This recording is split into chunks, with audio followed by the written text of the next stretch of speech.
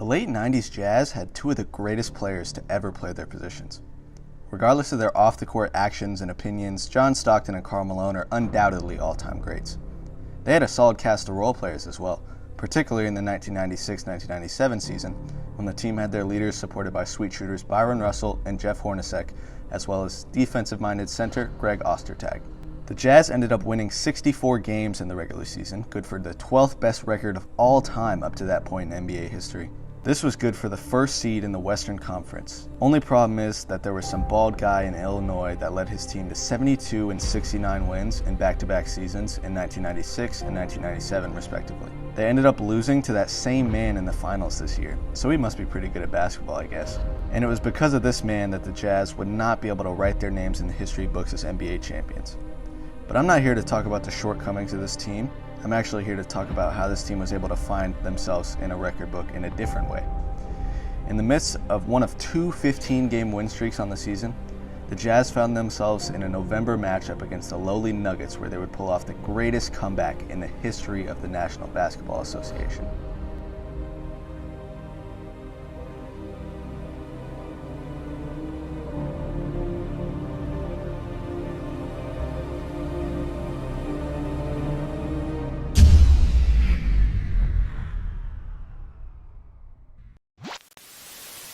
Wednesday, November 27th, 1996, Salt Lake City, Utah. One day before Thanksgiving and only 2 weeks before Heat and overall basketball legend Haywood Highsmith was born, the 9-2 Utah Jazz welcomed the 5-9 Denver Nuggets to the Delta Center in front of 19,324 fans. These same Jazz fans have watched this team make 13 straight playoff appearances without a single trip to the finals. However, since the legendary Jerry Sloan took over in 1988, the team has a record of 428 and 222, for a winning percentage of just over 65%. As I've already mentioned, the Jazz won 64 games in this very season, so it is pretty clear that the Jazz are headed in the right direction. The Nuggets, on the other hand, were struggling. In a 5-year stretch from 1994 to 1998, the Nuggets would cycle through 6 head coaches. In the year after the one I'm talking about in this video, the Nuggets would finish with 11 total wins, which is the 3rd worst record in a non-lockout season to this day. The Jazz carry a 7-game win streak into this Wednesday night bout, and the Nuggets have lost 3 of their last 4 games by at least 18 points, highlighted by a 40-point loss just 4 days earlier to the Trailblazers. To make things worse for the Nuggets, they're actually on the second half of a road back-to-back. I'm no betting man, nor was I alive at this time.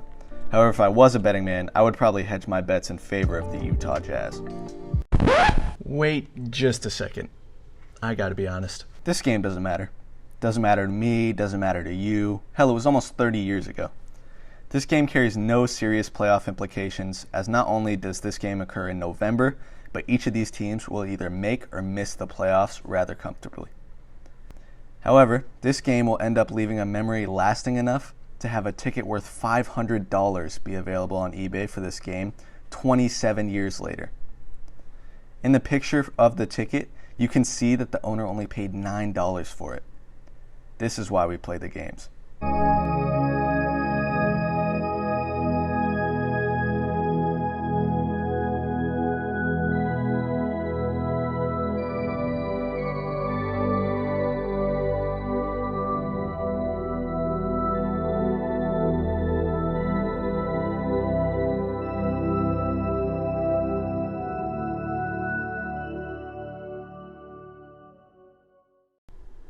I would like to apologize, as it seems like most of the footage from this game has actually been taken out deep into a forest and destroyed by Nuggets personnel, so everybody forgets that it happened. I will use what I can find on the internet, but for now we'll just start with the starting fives. I've already introduced the Jazz starting 5. As for the Nuggets, you may recognize some of these names. Antonio McDyess will be an All-Star and even an All-NBA player in a few years. Mark Jackson was the assist champion this season after getting traded from the Pacers to the Nuggets, back to the Pacers in an 8-month span.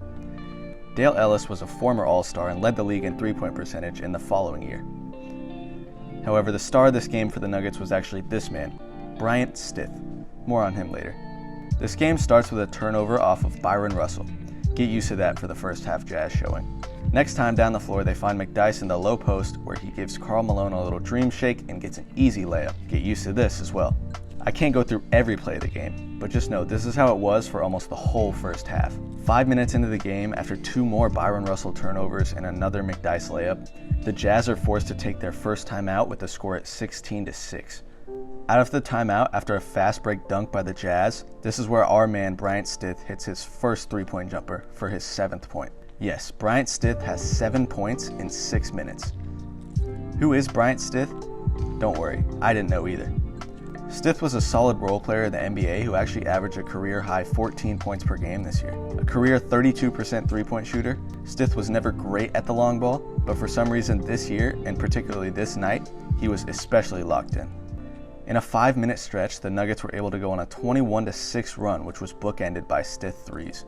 The first quarter ends a minute later, and the score is Denver 37, Utah 19.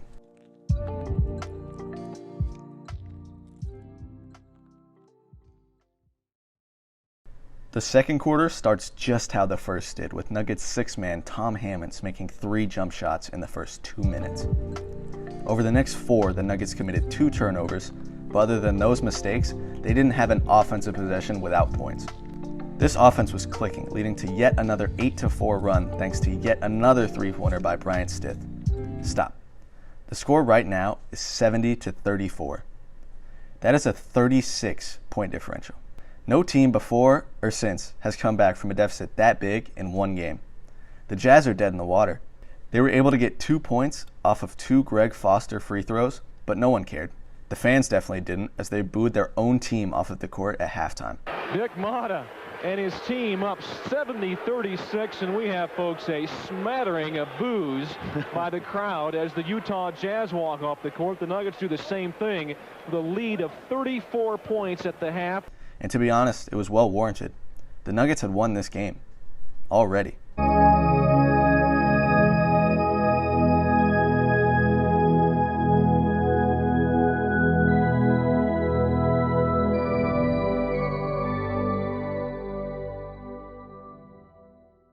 Let's take a look into the stats. Since the 1996-1997 season, there have been 1,219 games where a team has scored at least 70 points by halftime. 1,044 of these teams won for a winning percentage of 85%. In the same time frame, 2,801 teams have held their opponents to 36 or less points at halftime. These teams have won 2,316 of their games for a winning percentage of 83. Even though those are extremely good odds for the Nuggets, it doesn't tell the full story. These numbers don't take into account the fact that this game is already a blowout. Realistically, especially nowadays, a team can score 70 in the first half and still give up 60, and vice versa for the scrappy defensive games of the late 90s and the early 2000s. So let's narrow our search. There have been 655 instances of a team with at least a 25-point lead by halftime. These teams have won 649 of those games for a winning percentage of 99. There have been 185 teams to hold a 30-point lead by halftime. All but one of them held on to win those games for another 99-point winning percentage. And the Nuggets were up by 34. There have been 53 teams since with at least a 34-point lead at halftime, and all of those teams won their games. Furthermore, there have been 17 games since where a team has scored at least 70 and given up no more than 36 by halftime. These teams have combined to win all of their games by an average of just above 37 points. The most recently of these actually yielded the biggest blowout in NBA history, with the Grizzlies' 73-point win over the Thunder. The Nuggets are in good hand. As for the Jazz, they have the best offense in the NBA this year, and they only mustered 36 points in a half. This was their lowest scoring first half of the season, and in fact, they had a total of 12 quarters throughout the season where they scored at least 36 points. There are many stats we can use to gauge how efficient an offense has been in a certain stretch. Most notably, effective field goal and true shooting percentages, as well as offensive rating. The Jazz shot 14 of 43 from the field in the first half, and 1 of 6 from 3. Had these numbers been translated to a full game, the Jazz would have a 33.7 effective field goal percentage, which would have been 22nd worst in the league that season. A 38.3 true shooting percentage, which would have been 15th worst in the NBA that season. And a 76.6 offensive rating, which would have been 13th worst in the NBA that season. For perspective, the worst offensive rating so far this year in one game is from the Warriors with a total of 81.2. Still 5 points better than the Jazz in this first half.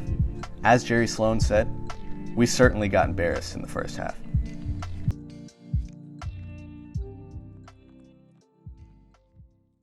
Anyways, back to the game. The third quarter started out slow with a combined 4 missed paint shots by both teams. Then Karl Malone made 1 of 2 free throws, and a couple more buckets by the Jazz big men cut the lead down to a measly 29 points. Antonio McDyess answered and made a jump shot at the other end to stretch it back to 31 points. No one knew it at the time, but this is the only field goal that would get made by the Nuggets for the first 11 and a half minutes of the quarter. After the McDyess bucket, 8.5 minutes went by without another for the Nuggets, thanks to 6 missed shots and 6 turnovers. The Nuggets offense, which came out of the blocks on fire, has simmered heavily in this third quarter, and it helped the Jazz usher in a 16-0 run. By the time the next shot falls for the Nuggets with 38 seconds remaining in the third, the deficit has been cut to 12. And after the teams exchange some free throws, the score to end the quarter is Denver 85, Utah 72. Utah has all the momentum right now, but this still isn't going to be easy to pull off. In 1996, only 8 of 364 teams were able to come back from being down by at least 13 by the end of the third period. It'll take another great offensive quarter to bring this all the way back.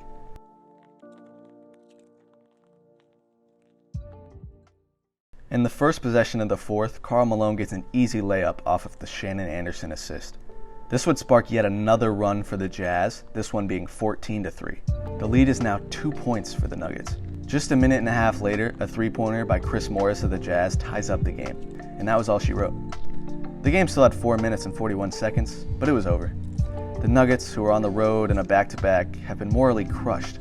They played such a great half of basketball and built such an insurmountable lead, only to watch it crumble and turn into dust in a second. Bryant Stith would battle back, hitting all 4 of his last attempts from beyond the arc, but it wasn't enough. The Jazz would go 5 of 7 down the stretch, including 2 threes and a couple of clutch free throws by John Stockton, but the ceiling touches on their 107-103 victory over the Nuggets. It took the perfect storm of strange occurrences for this comeback to happen. Take away Bryant Stith in the fourth quarter, and the Nuggets go 2 of 13 for 6 points. However, the Jazz went 12 of 19 from the field in that same period. In fact, do you remember how pitiful the Jazz offense was in the first half, scoring 17 and 19 points in 2 quarters on terrible efficiency? They did a full 180 in the second half, literally. They more than doubled their offensive efficiency from 76 to 154, and their actual points to 35 and 36 in the third and fourth quarters. There have only been 5 games in the following 26-year history of the NBA where a team has rivaled that level of efficiency for an entire game. Furthermore, I looked at every quarter the Jazz played in the 1996-1997 season. The Jazz averaged 25.57 points per quarter, and this was their only game all year where they didn't have a single quarter putting up a number in the 20s. This combination of quarter scores was actually so abnormal that the chances of that Jazz team replicating these exact numbers are 0.0015%.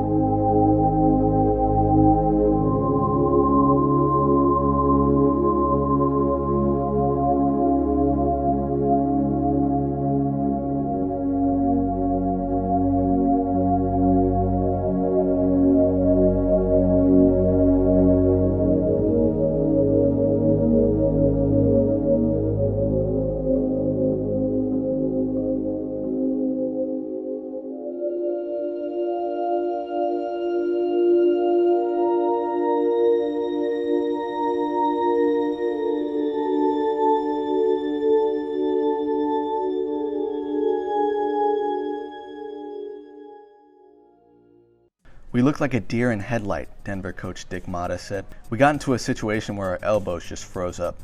When you're 34 points ahead, you were basically obligated to go on and win. I don't want to be the one to have to tell them, but they were actually up 36. Regardless, as I've already said, this game meant nothing. The Jazz would go on to lose in the finals, and the Nuggets would probably watch from the couch and laugh at them. And the number 17 would never come back to affect Karl Malone in any way at all. Anyways, this is the classic tale of never give up. And honestly, this is why we watch sports.